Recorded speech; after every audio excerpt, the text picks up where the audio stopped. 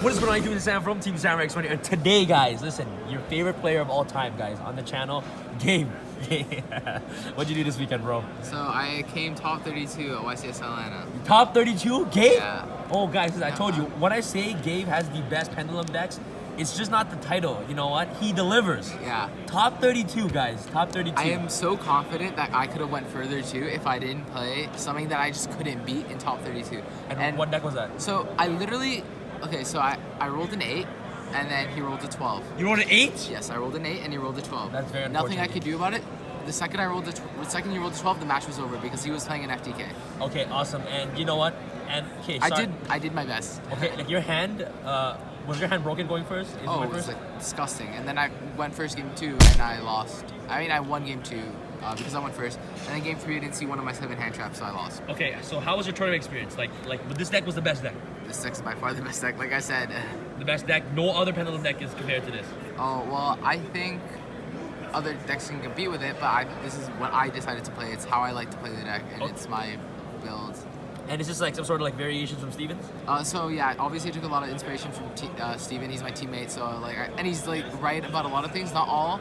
So I listened to a lot of things he did say though. Okay, awesome. So and it worked, right? So it worked. Okay. I was setting up disgusting boards that like I actually made my perfect board, and it got broken by a deck I'll talk about in a bit. So for my list, triple Astrograph, you have to play 3. Triple Chronograph Sorcerer. You also have to play 3. This card's broken.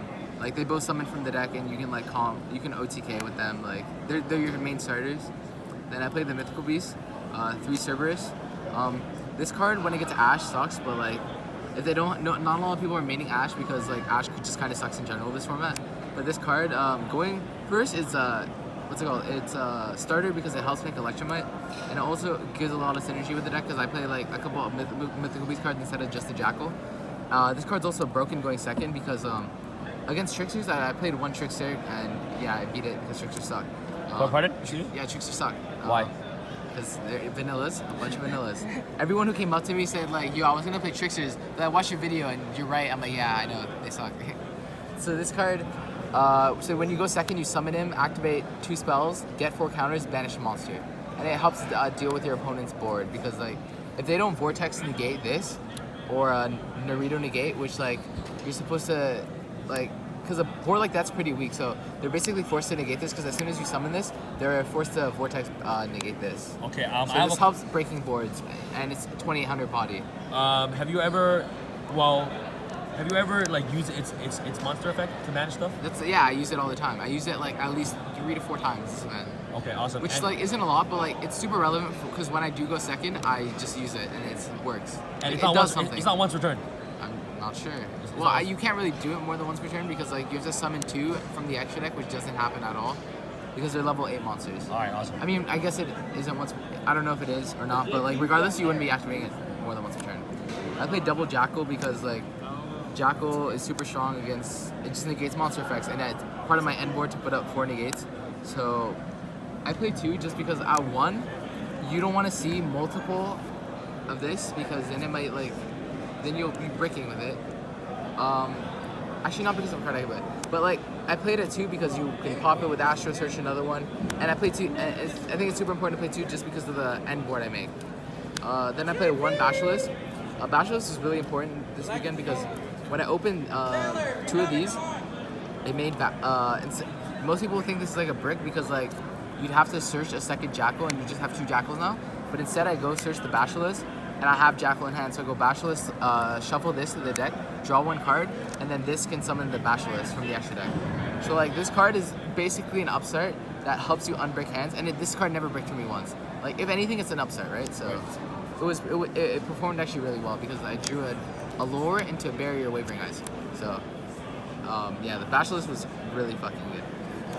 Then the Supreme King Engine. Honestly, I wish I played 3 and 2. Or like, yeah, because like this card is nuts. Like you normal summon it and you get a free search. And I wish I played 2 just because I can pop it and search the same copy of Astrograph. Like a lot of people see this card in their opening hand, like damn, this card sucks. But like in reality, it's a low scale, so like it's not really a brick. Obviously, it's not the best starter to have in your hand, but like it does what it does. It's a Pendulum, it's a low scale, and it's a dark, so you can make Supreme King with it. And obviously the Supreme Kings were obviously amazing because like the engine itself is amazing. One Time Gazer, one Star Gazer. I cited this guy out a lot, but like you need to play both. Yeah, they're super important to play just because they're astrograph and chronograph. So the controversy card this weekend, Wisdom Eye. So a lot of builds like Kamal Cook's build, Jesse Cotton's build, they don't play this card. But I decided that I want to make a first turn board that no build can break, and I consistently do it thanks to Wisdom Eye. Wait, they don't play Wisdom Eye? They don't play Wisdom Eye. Like Kamal Cooks is right now playing without Wisdom Eye. Are you kidding me? He plays Pendulum Call instead. Yeah. Wow. It's interesting. It's obviously decent, but I think this is a lot better because I set up boards they can't break, and this card helps me a lot with consistency. And it also triggers off astrograph. It triggers off astrograph. Wow. Yeah. So triple wisdom, double oak. This card was amazing all weekend. I wouldn't play 3 like Steven did, but I think 2 is the perfect number because I always pop off. Like this card's super important just because like once per turn you're always adding a card to your hand for free from your extra deck. Like you're always having wisdom. So if you keep 2 cards in your hand, no matter what, your opponent can't like really blow you out because you're always gonna have cards in your hand, right? And like it's really important to play 2 because you can astrograph, pop it, and then add 1 for your hand. Because when I do my combo, I end with no scales in hand, so I can't get blown up by a Wavering Eyes. So basically, being able to pop and search this and keep it in my hand for next turn is really important for me. Triple Harmonizing Magician. Like I never, like Steven told me, I am playing the deck wrong if I'm Pendulum summoning it and using its effect. Because you never actually do that with this deck. You always make triple Electromite and you summon 3 from your extra deck. This card's good because when you brick, it gets you there. But like besides that, like you actually never like pen summon it. Also, scale effects is relevant because like it helps you beat over things. But you still play 3 just because like if you do end up breaking, you can just Pendulum summon it and go off. Triple Black Fang, your most important high scale combo extender. You have to play 3. Triple Purple Poison. This is how I win the mirror match because I go normal Black Fang, scale this, and break their whole board. How? So explain. So basically against the most common board I saw this weekend, Naruto Vortex, you go normal, scale, you go swing over Naruto, effect pop Vortex, which is why my build's a lot better than others. and they obviously can't. They can't negate this because if they do, it goes to the grave. I pop a card. So regardless, you're getting rid of Vortex. I'm getting rid of one of them. Yeah. Oh, it's one of them. Well, if they negate this, then I get rid of the other one. So I went through both of them already. So yeah, I mean, like you have to play 3 regardless, but yeah, this card's just super important. Best card in your deck. I wouldn't say it's the best card. It is super important when you go second though. Okay. Also, Out's Masterpiece. Okay, what's the best card in your deck then? Astrograph. Okay. Probably Astrograph. Yeah, Astrograph has to be the best card. Then I played Triple Ogre this weekend. Ogre was it was really good. I wanted to main 1 hand trap, but it was either main Reaper. So on my locals, because I play there and people know my combo. Pendulum's by far the most important, the most played deck. Like I'd go to my locals and play 4 Pendulums in a row. So I play Reaper, but like when I came to this event, Jesse told me that like no Pendulum is like it is the best deck, but it's not like not everyone's playing it. Like I'm gonna be playing a lot of Rogue, and it's true. I only played 3 mirror matches, which is kind of crazy. So I wanted Ogre for like Draco and Mirror and like the Metal Flow deck. And this card performed very well. It won me so many games. Just being like able to like no one played around it with Electrum, so I just ogred them and punished them so hard. Like this one guy set 2 8 skills. Unfortunately, he didn't play around Ogre at all. He activated 2 8 skills, activated Electrum's effect to add the extra. I ogred it and he passed turn because he couldn't do anything. So like I said, it was either main Reaper, Ash, or Ogre. But I feel like Ash is not good in Mirror at all. So I decided to play this instead because like I was scared of Rogue. And like yeah, like it got me there. Like Ogre was amazing. 1 Foolish for Dark Worm, and then the 1 Dragon Shrine for Dark Worm as well. I think this was like a good ratio. I never once bricked with a Dark Worm engine. So yeah, I think the 1 Foolish 1 Shrine is probably what I'm gonna play. And then Triple Allure. Shoutouts to Steven for losing these to me.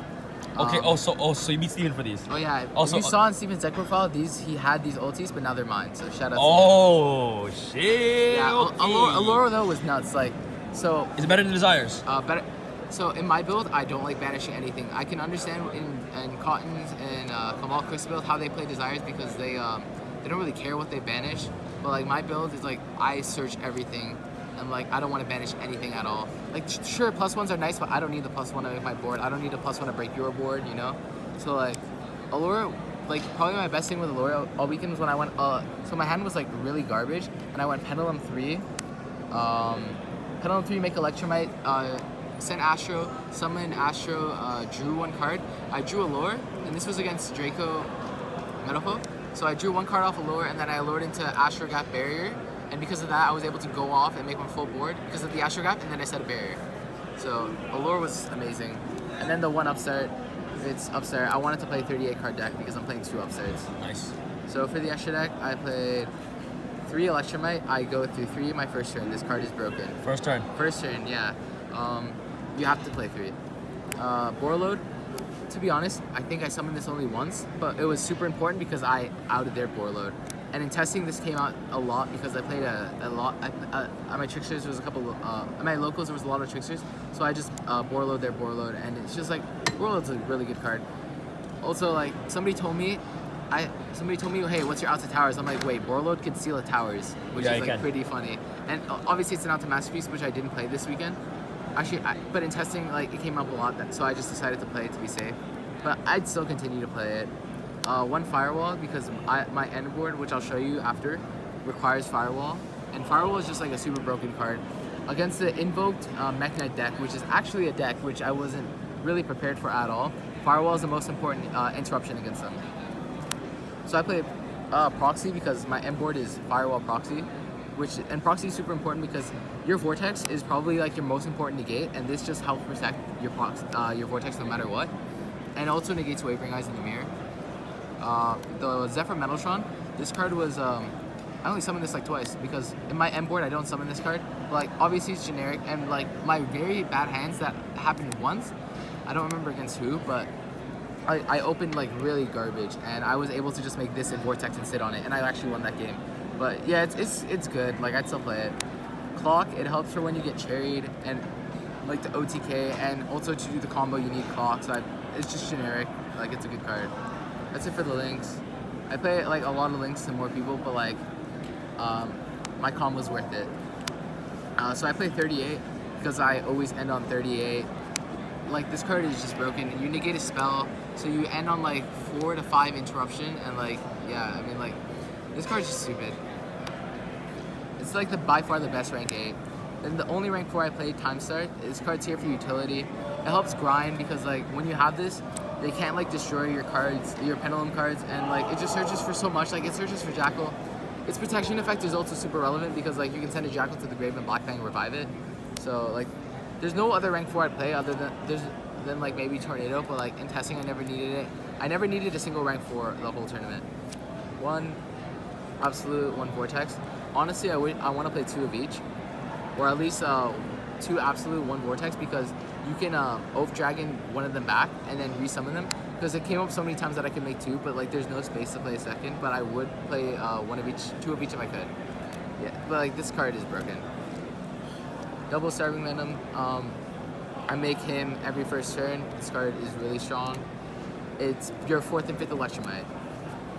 And then I played 1 Omega in case I ever got Reapered, but I only summoned this once, and it was because it was a 3400 beat stick thanks to Harmonizing, and I ripped the card out of their hand. Like, Omega's just generic. It's there in case I get Reapered. I would not play it because the Clearwing I never would have needed once this whole tournament, but like the Omega, like it came up when I needed Omega, like it got me there. But and testing I needed it a lot because like Reaper's a card.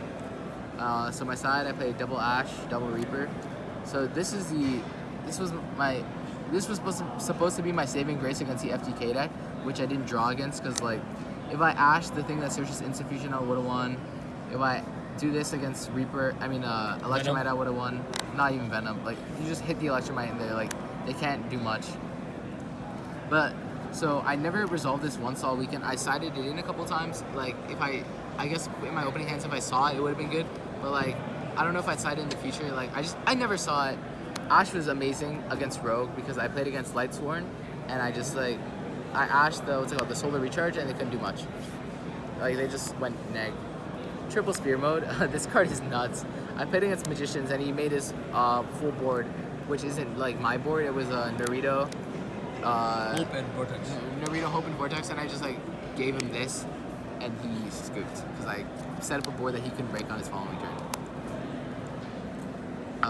Double Wavering Eyes. So I don't play 3 because like I wanted to side the 2 Reaper, so I cut the 3rd Ash and the 3rd Wavering, and like it was fine. Like I don't need this in the mirror really. If I go I know I like it to go second with, but like, going first I'd rather have like other cards, and like I didn't feel like I need to play 3. I just wanted to have like at least 2 because I know in the mirror they're gonna have it and I might not, and it was like really well. Like whenever they had it, I had it too, so got me there. Triple Twin, this card was nuts against nothing because I didn't play any back row decks, but like in theory it's really good. It helped me in my Demise ABC. I played against my ABC and this like really helped a lot, but I missed a Torrential which actually won him the game. But like I definitely side 3 in the future just because like I never got anti-spelled once this week, but Oh, you're lucky, man. I mean I never played against anything that would be able to play anti-spell beside Burning Abyss, and I beat the Burning Abyss in times in only 1 game, so he never got a chance to like use it. But like in theory it's really good. My locals it's really good, I guess. Like I would not play it because like pitching Dark Worm's huge. So yeah, I think Twin's really good, and like the best card ever, Barrier. You side this, you go first, you flip it, you win because you just OTK them next turn. There's not much they can do when you flip Barrier. This card's super unfair in the mirror. Alright, awesome. Alright, Gabe, thank you so much for this amazing deck profile. Any shoutouts you want to give? So a couple shoutouts. So shoutouts to my teammates Dylan, Steven, and Siobhan for helping me test. And like Steven, I'm his grasshopper and I did him well this weekend. Shoutouts to Jussie Khan for helping me helping me decide some main deck choices and stuff. Mark, and shoutouts to Steven because I left my deck on the table and he found it and gave it back to me. So yeah, if it wasn't for him, I would have like lost my last round. And then shout out to Anthony Day for being the biggest feeder I know, and not believing in me when I proved him wrong. All right, awesome, Gabe. Thank you so much for this amazing deck profile. Congratulations, top 32, man. Thank you. And yeah, man, you're still yeah. All right, all right, guys. Peace. I feel like Usain in the cheetah print. Talk fresh game, I don't need a minute. R.I.P. the game, I need a minute. Okay, let's proceed with it. I'm in the house, got the deed with it. These bozos always sneak this and they taking shots. I'm a king with it, like no, this league business.